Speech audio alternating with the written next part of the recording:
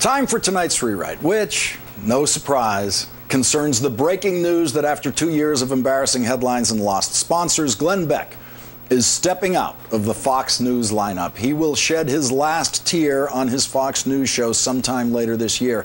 The network was not specific on the exact cancellation date of Beck's show.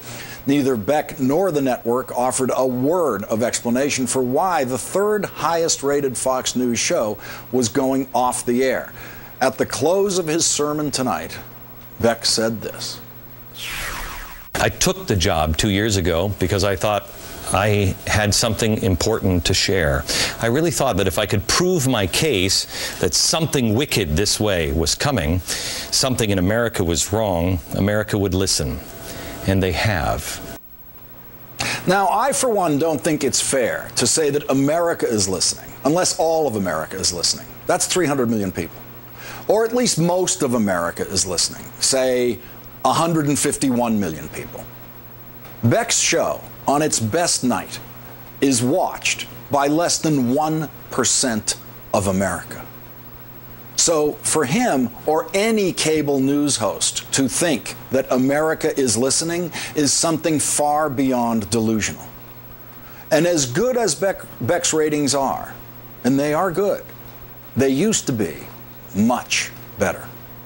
They have dropped 40% from Beck's peak, and it has become impossible for him to get advertisers to the show for anything other than survivalist products and gold, which is a survivalist product of sorts.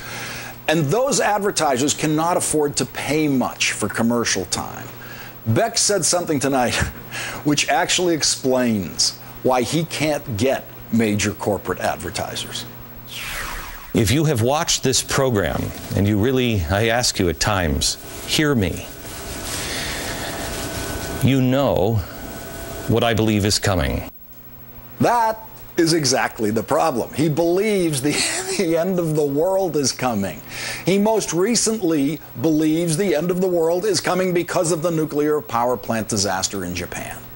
Now, if you're trying to get people to buy car insurance or plan for their future in any way, you don't want to advertise on a show that says the end of the world is coming. In fact, there's very little you want to advertise on a show like that, because if the end of the world is coming, nothing you buy is going to cheer you up.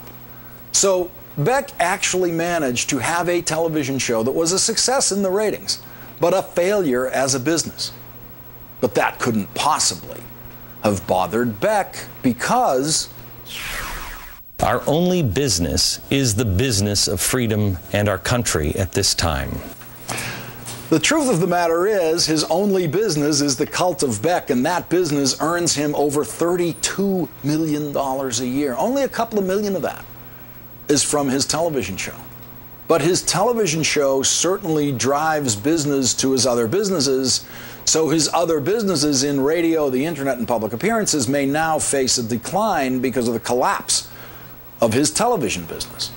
Beck and Fox News said today that they will try to find other projects to work on together. Nothing specific, just the general, we're going to try to do some things together in the future. That is the standard kiss-off in show business. And Beck is in show business, make no mistake about it. That's what Larry King got when CNN could finally no longer bear watching the poor man get destroyed in the ratings every night by Rachel. And that deal has worked out pretty great for Larry King. I want to talk about something I've been thinking about recently, which is, Larry King went off the air recently, broadcast legend, he retired. I really miss him, and I really do. I love Larry King. That's why tonight I am thrilled to announce that Larry's back with a brand new show, and here's the best part. It's going to be broadcast from the rafters of my studio. So now, live from 30 feet above me, Larry King. Larry! Hey, Conan. Larry, if you don't mind, I don't have a lot of time. I'm going to continue doing my show, okay? All right, what the hell?